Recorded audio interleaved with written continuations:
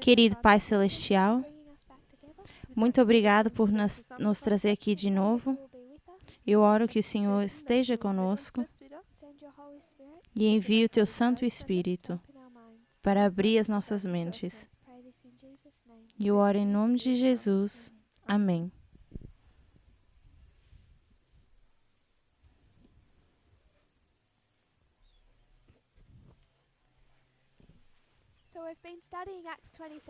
Então, nós temos estudado Atos 27, o primeiro navio de Adramitino, que nos leva de 1989, Cesareia, até Mirra, na lei dominical. Identificamos Mirra e Laceia, que significa colheita e amargura. Isso seria verso 5 de Atos 27. E em Mirra, Paulo sai desse navio de Adramitino e ele entra no navio de Alexandria. Então, nós temos um segundo navio. O nosso primeiro navio tinha um significado negativo e representava os Estados Unidos e o Adventismo. O nosso segundo navio é um navio positivo e é o navio de Alexandria, que é proteção para o povo.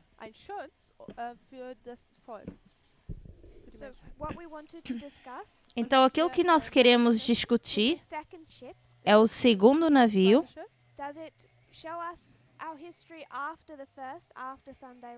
Será que nos mostra a nossa história depois da lei dominical? Ou será que isso é uma repetição ou ampliação? Então, isso seria o verso 5. E nós pulamos parte da história. Nós poderíamos colocar toda a estrutura para ver isso,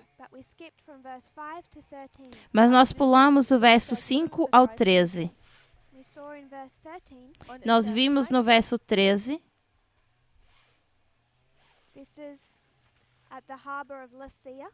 que isso é no porto de Lícia, que significa sábio. Novamente, Paulo dá uma mensagem aqui à liderança que é rejeitada. Ele diz, vocês têm um plano, vocês vão começar uma sequência de eventos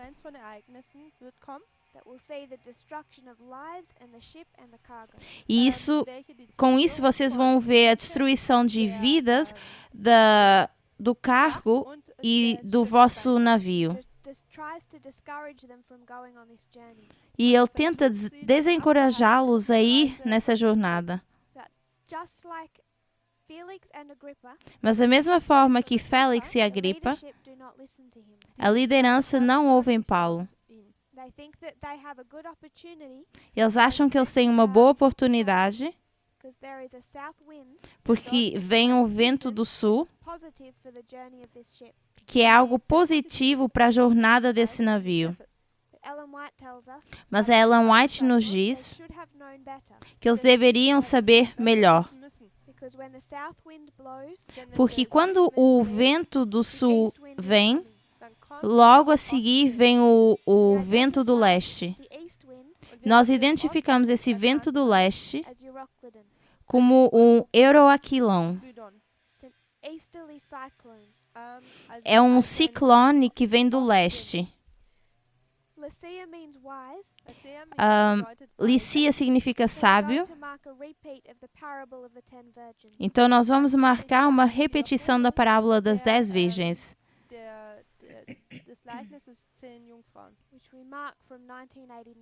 que nós marcamos a partir de 1989. E em 1989, que é esse marco aqui em cima, uma mensagem é dada à liderança, Félix, que rejeitou, e eles continuam a sua jornada por causa de um vento sul favorável. Então, se esse vento do leste for o Islã, quem é esse vento do sul? Seria o rei do sul. E nessa história, nós temos a derrota e a conquista completa do rei do sul. Mas o problema é, se você esteve em atividade com o vento do sul, que é o rei do sul, breve deve seguir uma atividade do Islã. 1798, o rei do sul. 1840, Islã. Nós temos uma sequência nesses eventos. E nós conseguimos reconhecer isso com o navio. Então, o que isso aqui nos dá é 1989, no verso 13, e também no verso 1. Então, essa jornada seria uma repetição e ampliação, não um após o outro. E o que nós fizemos foi pular do verso 5 ao 13. Porque eu queria que nós reconhecêssemos que nós estávamos repetindo e ampliando a mesma história.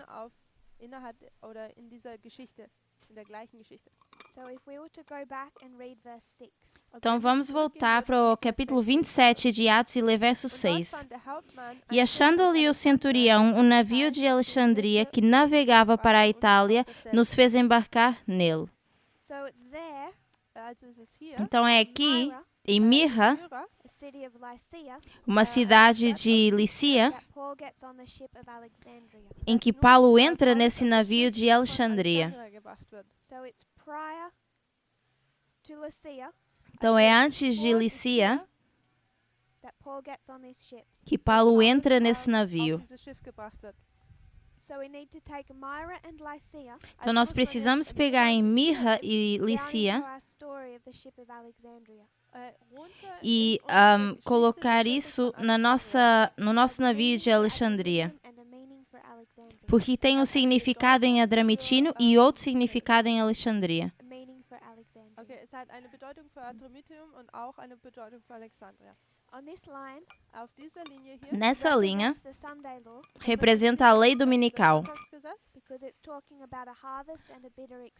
porque fala de uma colheita e de uma experiência amarga. Mas na jornada desse navio de Alexandria, fala de uma colheita e de uma experiência amarga, antes de 1989. E onde nós marcaríamos isso? Se nós falássemos de uma experiência amarga, nós voltaríamos para 1844. Eu vou ler de manuscritos liberados.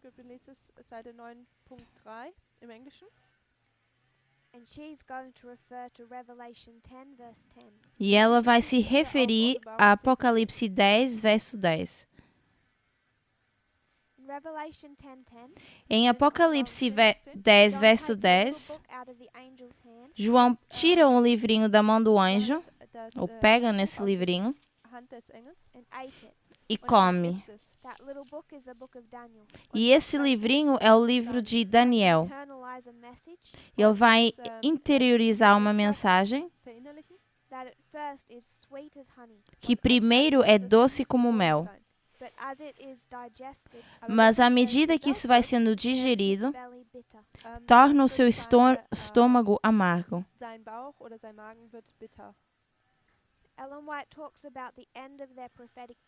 E Ellen White então fala do final desses períodos proféticos.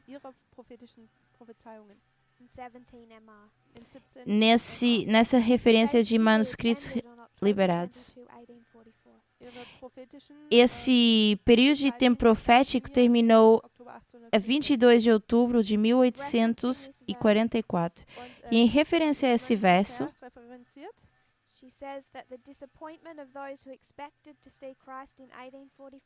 ela diz que o desapontamento daqueles que esperavam ver Cristo em 1844 foi uma experiência amarga.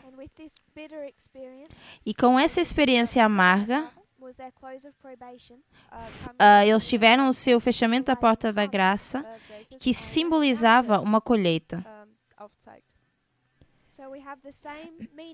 Então, nós temos os mesmos significados que nós podemos colocar na lei dominical, que também se encaixam perfeitamente a 22 de outubro de 1844. Mas eu também quero sugerir que esse navio é de Alexandria. Paulo veio e se depara com esse navio em Mirra. É aí que ele entra nesse navio, mas ele começa antes, em Alexandria. Se você fizesse parte desse Império Romano, se você conseguisse imaginar uma estrutura,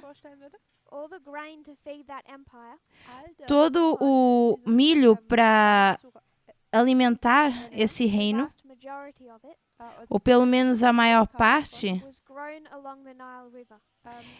esse trigo, na verdade, crescia ao longo do rio Nilo. Eles cresciam esse trigo ao longo do rio Nilo. E depois era levado até Alexandria e era guardado lá, antes de ser colocado em navios e enviado pelos impérios.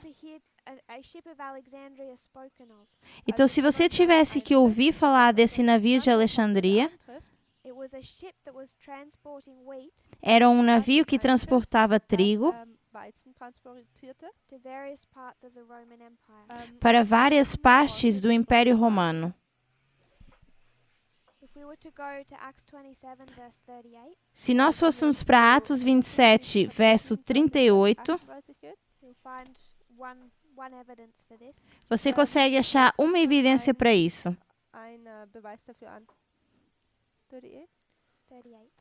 E refeitos com a comida, aliviaram o navio, lançando o trigo ao mar.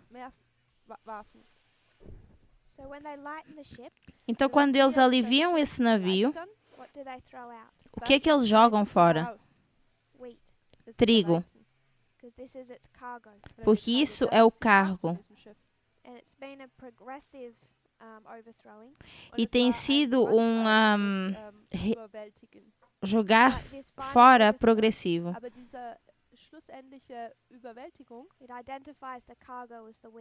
Mas esse jogar fora identifica que esse cargo como sendo o trigo. Então, esse era o propósito dos navios em Alexandria. Então, começa a jornada em Alexandria, onde esse navio está cheio de trigo.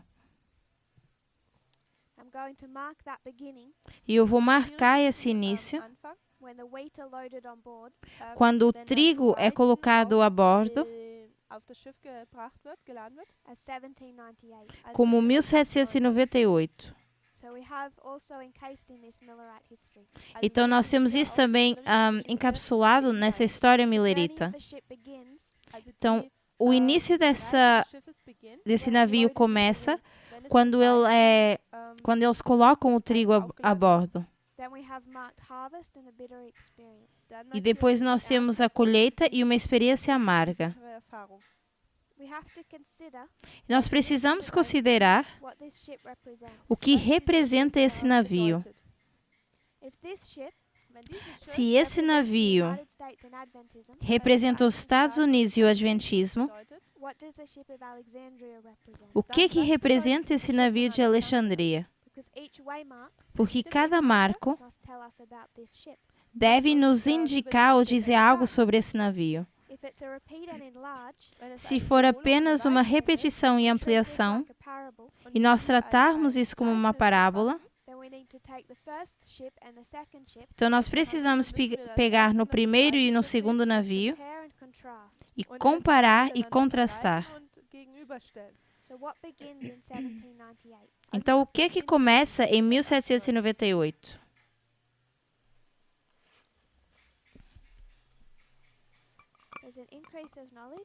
Nós temos um aumento de conhecimento.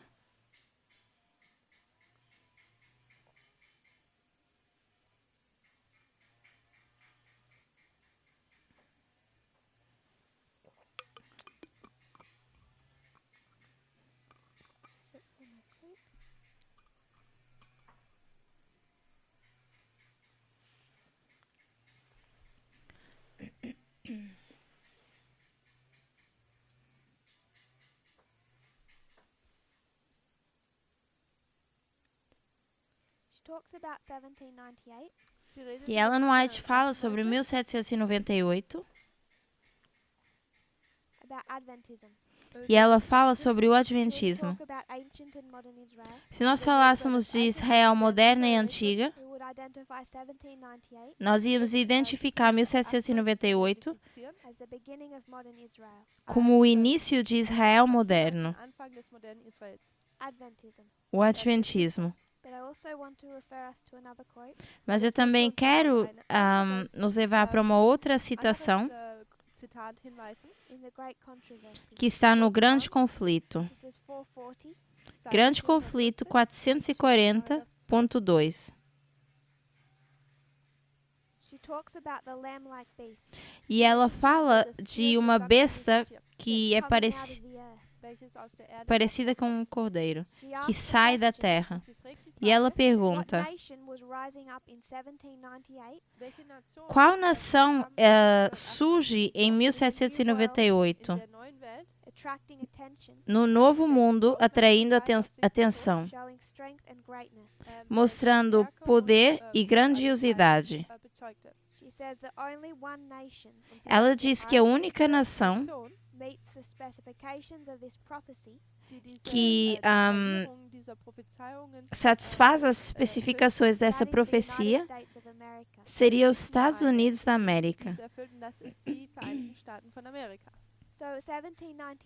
Então, 1798 é o início de duas instituições. O primeiro navio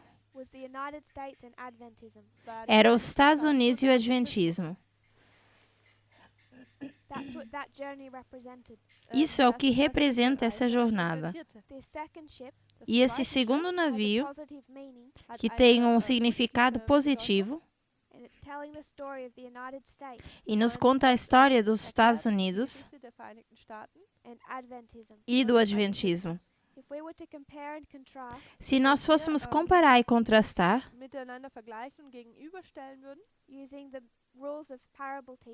usando as regras de ensino por parábolas, o primeiro navio representa duas instituições. Então, o segundo navio deve também representar duas instituições. E tanto os Estados Unidos como o Adventismo estão marcados na profecia como começando no mesmo ano.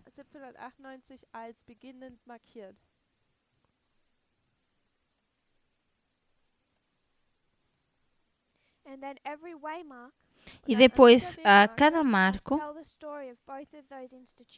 deve contar a história de ambas essas instituições. Então, 1798 marca o início de ambos. Mas quando nós vamos para Mirra e Lícia, não pode apenas contar a história de uma, mas deve contar a história das duas instituições.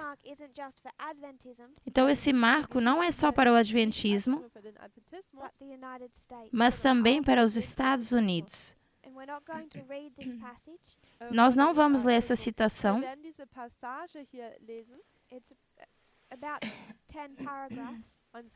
porque são mais ou menos 10 parágrafos e é uma porção grande do grande conflito,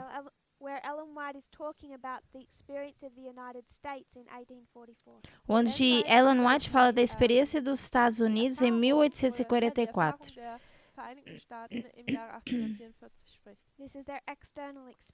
Isso seria a sua experiência externa. Grande Conflito 376.1 e daí em diante. Ela diz que em 1844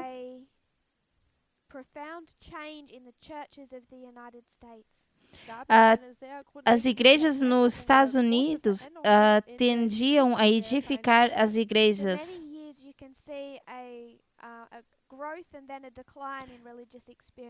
Durante vários anos, a gente consegue ver um ascender e um descender na experiência cristã. Mas algo aconteceu em 1844 que foi diferente dessa experiência. Uma mudança repentina nas igrejas protestantes. E ela então cita vários autores, pastores e professores, que falam dessa mudança de doutrina nos Estados Unidos. Então, 1844, para o Adventismo, é a colheita e a amargura. Mas se nós falamos dessa besta que se parece como um cordeiro em 1798, o que seria 1844? 1798, a besta como um cordeiro, ela se levanta com 2 chifres. E é importante a gente notar que essa é a única parte dessa besta que se parece como um cordeiro. E quando nós chegamos a 1844, o que acontece com um destes chifres? Ele é quebrado. E o resultado disso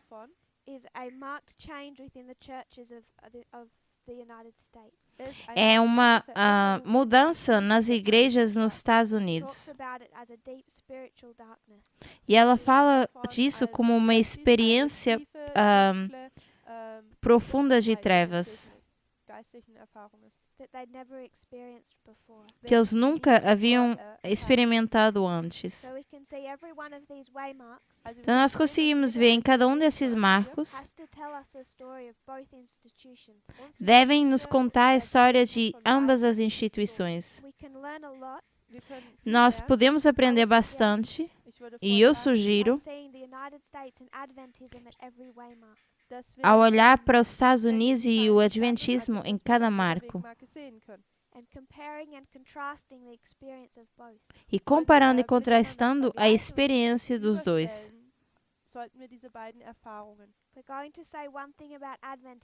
Se nós formos falar uma coisa sobre o Adventismo, como sendo revirado na lei dominical, nós precisamos dizer o mesmo dos Estados Unidos na lei dominical.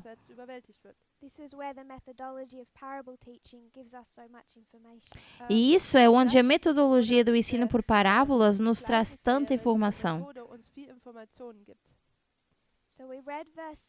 Então, nós lemos o verso 6. Vamos então para o verso 7.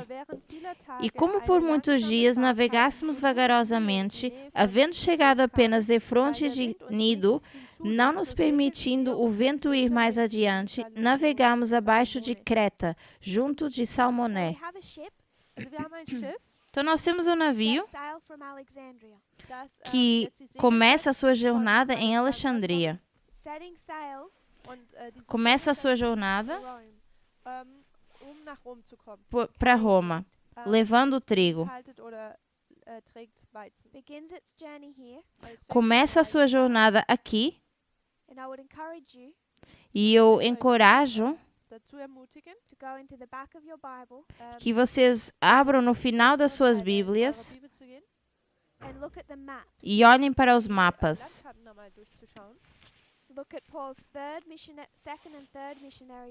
Vocês olhem para a terceira e quarta viagem missionária de Paulo, comparando com a sua quarta viagem. Porque ir para Roma, você seguiria nessa linha na costa, você passaria por baixo de Itália e você daria a volta nessa península. E eles têm uma jornada já traçada. Desde Alexandria, eles dão a volta, passam por Mirra e vão para Nidos. E em Nidos, eles têm esses ventos contrários. De novo. Mais uma vez, eles têm essa luta, essa dificuldade. Então, com essa dificuldade, eles olham para o seu trajeto e eles mudam o seu pensamento. Eles agora vão em direção ao sul, de forma com todo o vigor. E esse navio, de Nidos até esse naufrágio, ele nunca consegue voltar à sua rota inicial. Então, depois de 1844, antes de 1989, esse navio estava indo na sua rota certa, experimenta ventos contrários, ele se desvia dessa rota e nunca mais consegue voltar à rota inicial. Quando é que esse navio sai dessa rota ou se desvia? Se nós tivéssemos que falar do Adventismo, quando é que o Adventismo se desvia? 1863. E qual é essa história de 1863? É no meio de uma guerra civil. 1861 até 1865. Nós temos ventos contrários. Uma luta externa.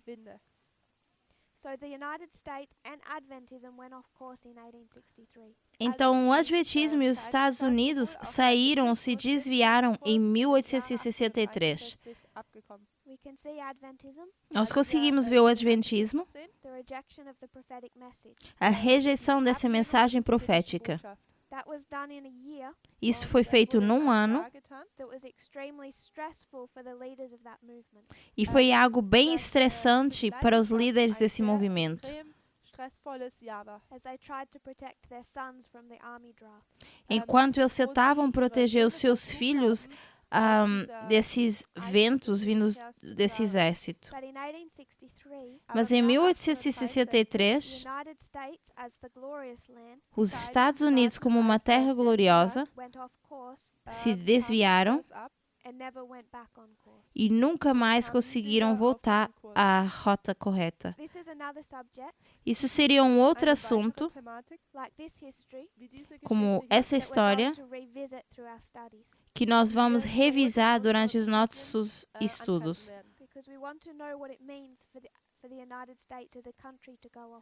Porque nós queremos saber o que significa para os Estados Unidos como um país se desviar da rota ou sair do caminho. Mas eu quero que a gente considere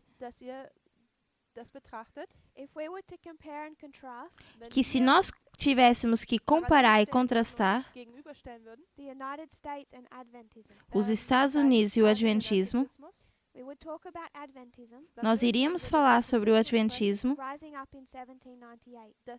ascendendo em 1798. E quanto será que o Adventismo sabia em 1798? Nada. Eles não sabiam sobre o sábado, ou o cumprimento do tempo profético. Eles não sabiam nada. Isso era preciso crescer e desenvolver. E esse conhecimento cresceu até essa guerra civil. Então, os Estados Unidos, como a terra gloriosa, quanto será que eles sabiam do que isso significava em 1798? Porque às vezes nós, como adventistas, nós temos tendência a ter esse conceito que os Estados Unidos aqui eram perfeitos e depois se tornou algo bem ruim e imoral. E eu sugiro que isso quebra as regras. Em 1798, nós temos a primeira mensagem angélica e não tínhamos nenhuma ideia do que significava. Em 1798, os Estados Unidos têm uma Constituição e nem sabem o que isso significa. E nós conseguimos ver porque eles ainda tinham escravidão. E em 1861,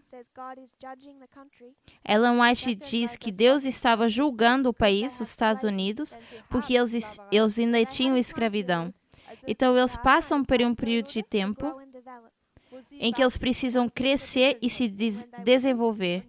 E se eles não fizessem isso, como uma nação, eles seriam castigados. Então, os Estados Unidos deveria crescer durante essa história. E é importante a gente notar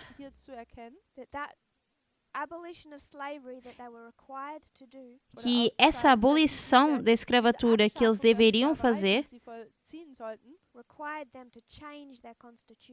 os obrigou ou fez com que eles tivessem que mudar a sua Constituição.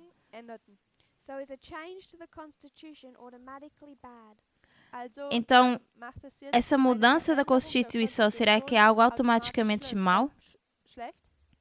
Não. É algo que é necessário. Porque eles deveriam saber o que significava essa Constituição. Da mesma forma que nós mudamos a nossa mensagem quando foi introduzido o sábado. Uma mudança à Constituição não é algo que é automaticamente diabólico ou ruim. De fato, quando eles não mudaram isso na história, o país estava sobre o julgamento de Deus, porque Ellen White diz apenas Deus poderia acabar com a escravidão nesse país. E quando eles não faziam isso, Deus iria fazer por eles. machen müssten. Uma nova comparação e contraste. Nós falamos de 1863 e eles rejeitam os 25-20. Depois nós conseguimos falar de 4 gerações, que nos traz até esse período de tempo, de 1989 da 4ª geração, que começa mais cedo. Mas quando nós chegamos à 4ª geração, não temos nada que sobre. Se vocês falassem com um adventista hoje em dia no meu país, ou o pastor da nossa igreja, e ele nunca ouviu nada sobre um fechamento da porta da graça. Os meus amigos nunca ouviram sobre a estátua de Daniel 2. Não tinham conhecimento dos 2.300 dias. Então, isso vem a partir do momento que os 2.520 são rejeitados para um período de trevas completo na nossa história. Então, um outro tópico que nós queremos considerar e revisar é que para alguém tanto dentro como fora dos Estados Unidos, pensar ou saber para que foi designado o seu país, achar que eles sabem o que significa ser a terra gloriosa, dass sie denken, dass sie wissen, was es bedeutet, das herrliche Land zu sein. E depois eles ainda acham que vão conseguir tornar o país grande de novo. Isso é escuridão completa dentro da igreja e o que significa ser um adventista do 7º dia. Completa escuridão nos Estados Unidos.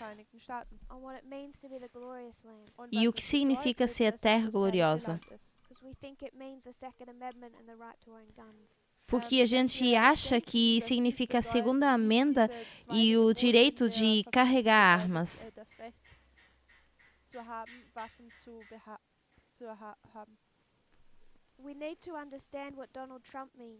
Nós precisamos entender o que Donald Trump tenta dizer. Porque ele quer dizer que vai fazer a América grande de novo. E para qual período será que Trump está tentando retornar? Nós vamos revisar 1863. Aqui o navio se desvia e nunca volta à sua rota inicial. Nós também podemos marcar no verso 7.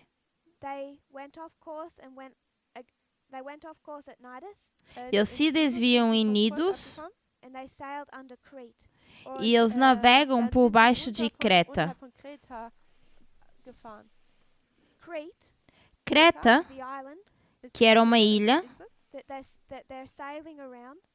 por onde eles estão navegando em volta, desde Nidos até Lícia. Creta significa carnal, carnal da carne, que significa alguém mundano. Também, eu acho a palavra salmoné interessante. Salmoné tem um significado interessante. Fala sobre o oceano e ondas quebrando nas rochas. E era conhecido como um ponto perigoso. Por isso que no verso 8 diz que eles dificilmente conseguiram chegar a esse lugar, porque Salmoné era tão perigoso. E então tem um significado de uma onda que quebra numa rocha. Da mesma forma como um dilúvio que emerge essas ondas e se retira. Para mim, isso tem o mesmo tipo de significado quando a gente fala de um dilúvio. O oceano inunda as rochas ou a sua área e se retira. E isso acontece de 1863 até 1989. Nós podemos falar desse carnal, esse mundanismo, mas nós também sabemos nessa história que nós estamos bebendo o vinho de Babilônia, aceitando os seus conceitos dentro da igreja.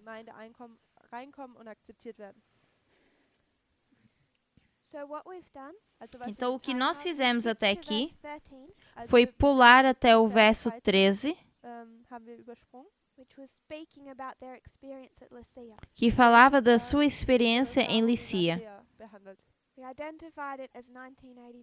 E identificamos isso como 1989. E depois nós voltamos para os versos anteriores e preenchemos essa história. Adramitino é um navio mau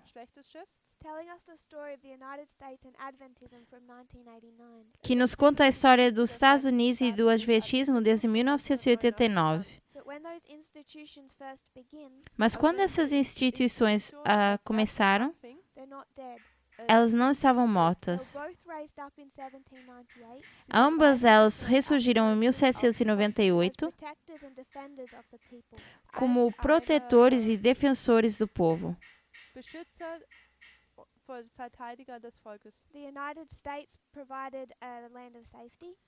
Os Estados Unidos eram uma terra de proteção. O Adventismo trouxe a mensagem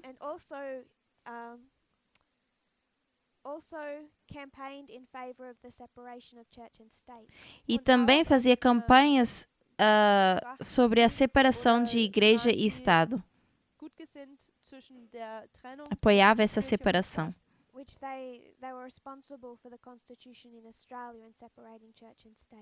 E eles são os responsáveis pela Constituição na Austrália de separar igreja e Estado. Então, o Adventismo foi responsável pela separação de igreja e Estado na Austrália. Isso faz parte da Constituição. E eles também trouxeram as 3 mensagens angélicas. Protegeram e defenderam o povo de Deus.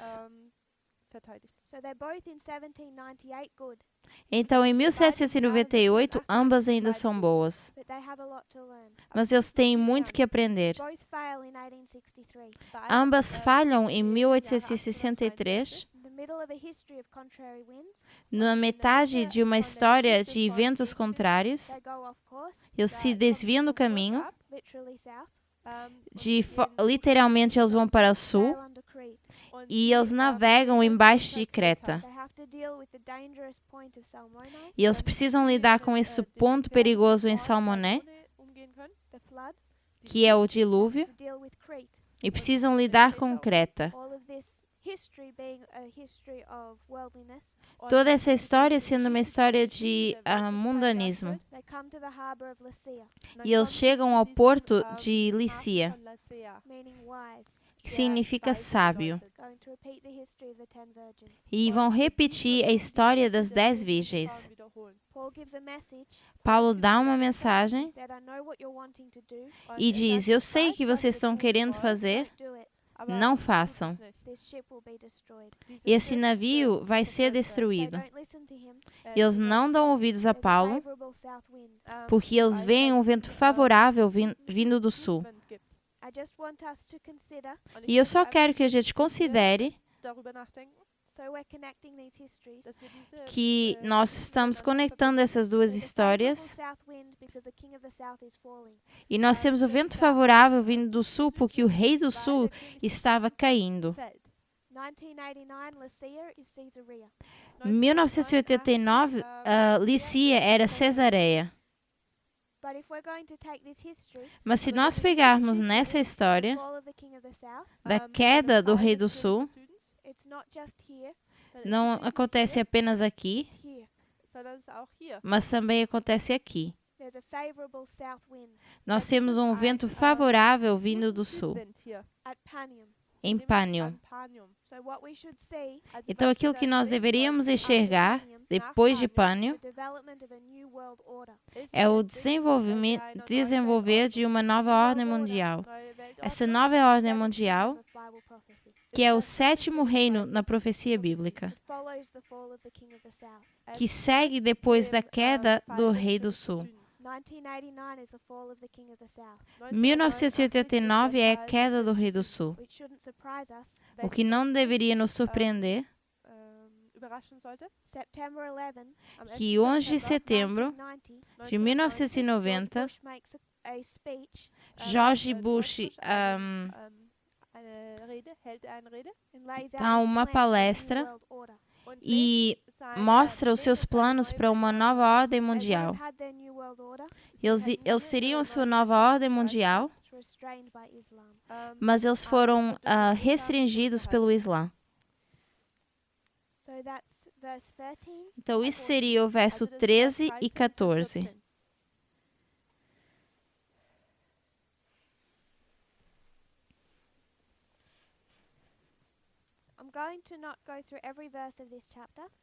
Eu não vou passar por todos os versos nesse capítulo, porque eu não compreendo todos os versos desse capítulo. Está cheio de detalhes.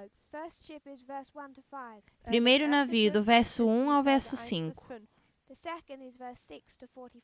O segundo, do verso 6 ao 44.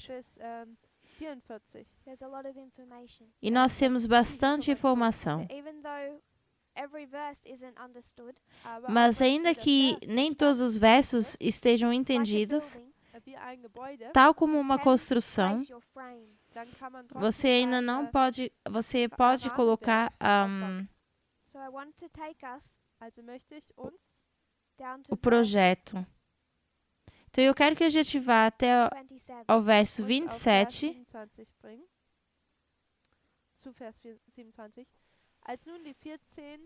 E quando chegou a 14ª noite, sendo impelidos um e outro lado no mar Adriático, lá pela meia-noite, suspeitaram os marinheiros que estavam próximos de alguma terra.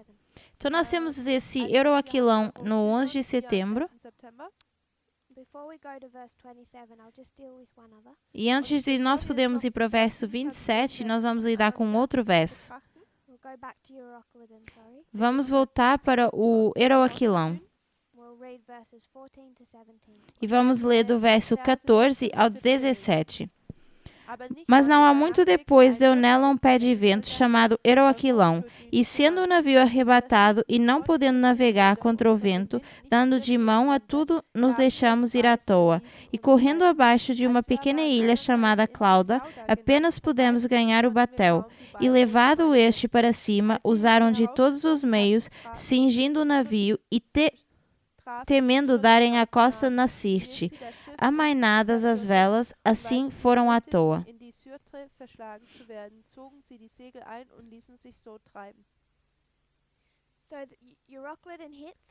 Então, eles são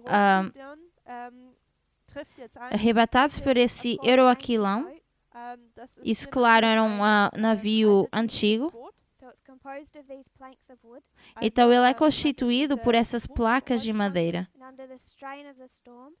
E depois dessa dificuldade, dessa tempestade, essas tábuas começam a se separar. E a água, então, começa a entrar pelas quebras no mar.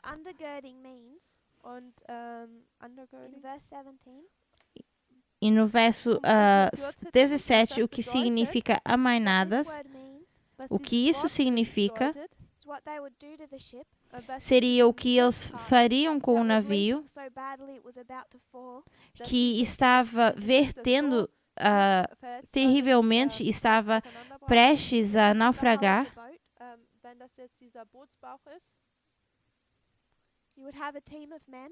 Você então aqui teria um grupo de homens que iriam para trás do navio e você teria duas equipes, um de um lado e outra do outro lado.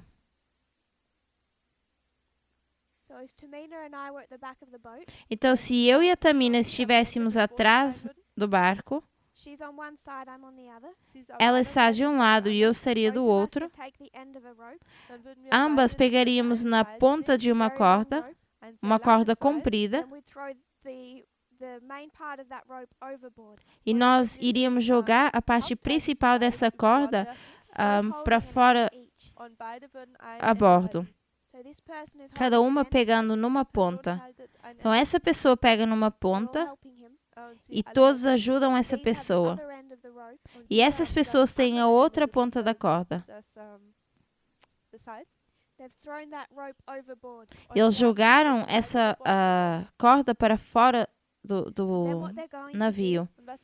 E o que eles fazem é que cada um vai puxar até eles conseguirem se unir. Então, eles colocam essa corda embaixo do barco e eles puxam isso de forma apertada para conseguirem voltar a juntar essas placas de madeira. Eles não fazem isso só uma vez, mas fazem isso várias e várias vezes, até que cada corda consiga voltar a juntar esse navio, corda após corda após corda. E ainda assim, Ellen White diz que eles não tiveram um momento de quebra ao jogar para fora essa água. Eles não pausaram. Ainda assim, a água continua entrando por essas quebras. Mas eles conseguiram ser rápidos o suficiente porque, pelo menos agora, esse barco está boiando. Isso é para mostrar quão ruim a condição desse barco estava. Ou era. E vamos então até o verso 27. E quando chegou a 14ª noite, sendo impelidos de um e outro lado no mar Adriático, lá pela meia-noite, suspeitaram os marinheiros que estavam próximos de alguma terra. Então, nós queremos pegar em alguns símbolos. O que é que nós vemos mencionado nesse verso? O primeiro com que a gente se depara seria que isso é a 14ª noite.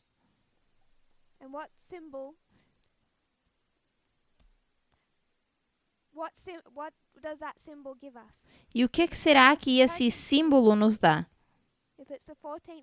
Se é a 14ª noite e nós usarmos isso como informação proveitosa, para qual história isso nos levaria?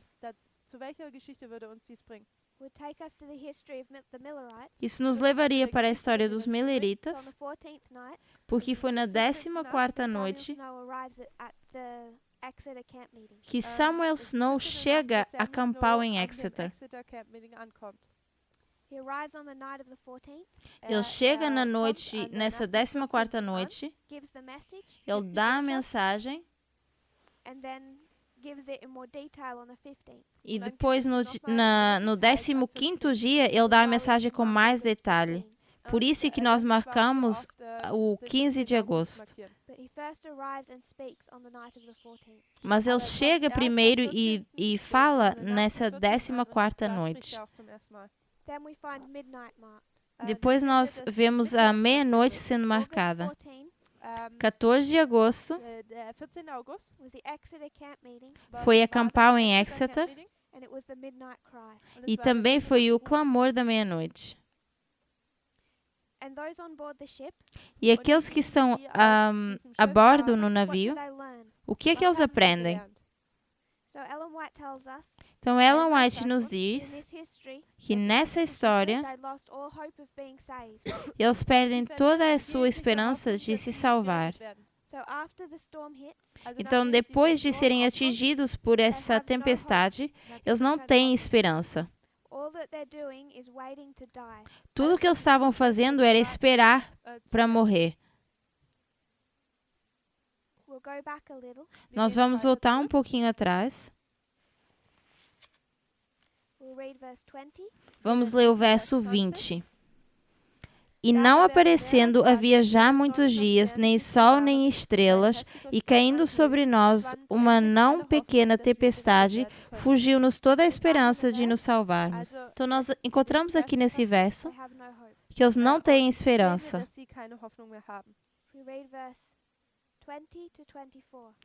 Vamos ler até o verso 24. E havendo já muito que não se comia, então Paulo, pondo-se em pé no meio deles, disse: Fora na verdade razoável, ó senhores, ter-me ouvido a mim e não partir de Creta, e assim evitariam este incômodo e esta perda. Mas agora vos admoesto que tenhais bom ânimo, porque não se perderá a vida de nenhum de vós, mas somente o navio. Porque esta mesma noite um anjo de Deus, de quem eu sou e a quem sirvo, esteve comigo, dizendo: Paulo, não temas, importa que sejas apresentado a César, e eis que Deus te deu todos quantos navegavam contigo. Então, quando nós falamos das nossas linhas de reforma, nós desenhamos esse padrão repetido. Nós falamos da meia-noite. Poderíamos chamar isso de Boston ou 21 de julho. E é na meia-noite que o clamor começa. Isso vai se avolumar até ao clamor da meia-noite. E vai nos levar ao fechamento da porta da graça. Então, quando nós vamos para o verso 27, nós colocamos isso como o clamor da meia-noite. Mas o problema é, a mensagem não chega no clamor da meia-noite. Apenas chega no seu ponto mais alto de se avolumar, no seu clímax. Então, antes disso, Paulo dá uma mensagem. Ele dá uma mensagem e diz que um anjo veio, disse o que aconteceria com eles. Vamos ler 25 e 26. Portanto, ó senhores, tendo bom ânimo, porque creio em Deus que há de acontecer assim como a mim me foi dito. É contudo necessário irmos dar numa ilha. Então a mensagem primeiro vem e Paulo diz: nós vamos passar por um naufrágio. Nós vamos naufragar. Se nós tivéssemos que sobrepor aqui a linha milerita, a mensagem vem de 22 de outubro. Primeiro vem e Paulo diz: nós vamos naufragar, mas eles não sabem quando. Primeiro essa mensagem chega, depois eles começam a procurar por terra, que vai até a 14ª noite, que é a meia-noite. Vamos ler o verso 28. E lançando o prumo, acharam 20 braças, e passando um pouco mais adiante, tornando a lançar o prumo, acharam 15 braças. Então, no verso 28, 28, Entschuldigung. Para um adventista normal, isso não teria nenhum significado. Não tem nenhuma lição moral. Mas nós queremos estudar esse capítulo como uma profecia. Uma braça é igual a 72 polegadas. Então, se nós vamos olhar para 20 braças,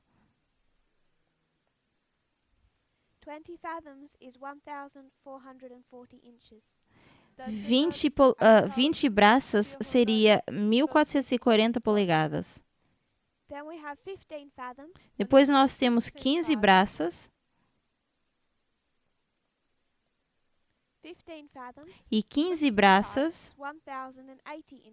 seriam 1080 polegadas. Então, eles chegam a esse marco e o que eles não têm é tempo. Eles sabem que eles vão naufragar, mas eles não sabem quando. Eles conseguem ver essa terra que está bem na sua frente. Então, eles precisam calcular quão rápido eles vão ser empurrados até o próximo marco, até aquela costa. Então, eles soltam uma corda 2 vezes. Primeiro é 20 braças, depois são 15 braças. Ao calcular o tempo e quão rápido eles vão dar à costa, eles sabem o tempo onde eles estão e até que esse naufrágio aconteça. Seria 1440 polegadas e 1080, que quando nós somamos nos dá 2520, que é uma mensagem de tempo. Nós poderemos trazer isso para a nossa história. Nós temos a meia-noite, temos uma mensagem, o fechamento da porta da graça está vindo. E isso começa a se avolumar. Vai chegar a volumar até a 14ª noite. E nós temos vigias a bordo nesse navio, atalaias, que estão olhando para essa escuridão, procurando a ilha ou terra. Porque a mensagem já veio que eles iriam naufragar. E tudo aquilo que eles estão esperando é conseguir enxergar esse marco e saber o tempo.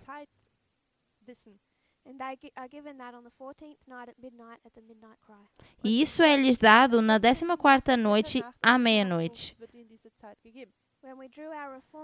Quando nós desenhamos a nossa linha de reforma, nós falamos sobre esse marco de Exeter,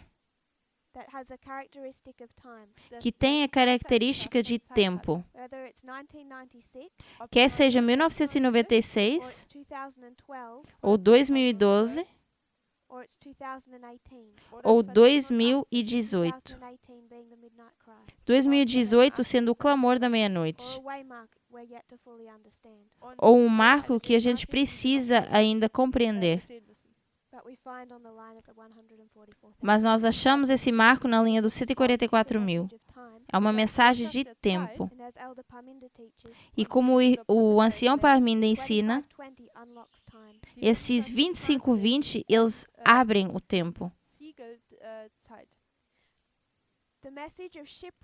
A mensagem de naufrágio já tinha chegado. E tudo o que eles precisavam era enxergar isso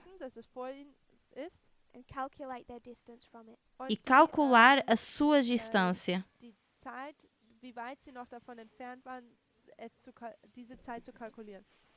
den Abstand davon noch zu So we've kalkulieren. seen 9/11, midnight cry. Então, nós vemos o 11 de setembro, meia-noite, e clamor da This is the meia-noite. ship, Esse é um the navio United States and Adventism, Die Vereinigten Staaten und die dos Estados Unidos e do Adventismo and it ends e termina at Sunday law. na lei dominical. So I'm going to leave us with a problem. Então, eu vou deixar-nos com um problema. mich jetzt hier mit einem Problem. The only way we can construct our reform line A única forma que nós conseguimos construir a nossa linha de reforma is seeing that 27:27 é ver que o 27:27, Panium, is a midnight cry seria um clamor da meia-noite, que nos leva to Sunday law. até a lei dominical. Which is what we said at the start, Foi o que nós dissemos desde o início. cannot be seen in any of our four reform lines. Não pode ser visto em nenhuma das nossas 4 linhas de reforma. Reformlinien gezeigt werden So we können. want to understand this one. Então, nós queremos entender isso. If you kneel with me, we'll close in prayer. Vamos nos ajoelhar para orar.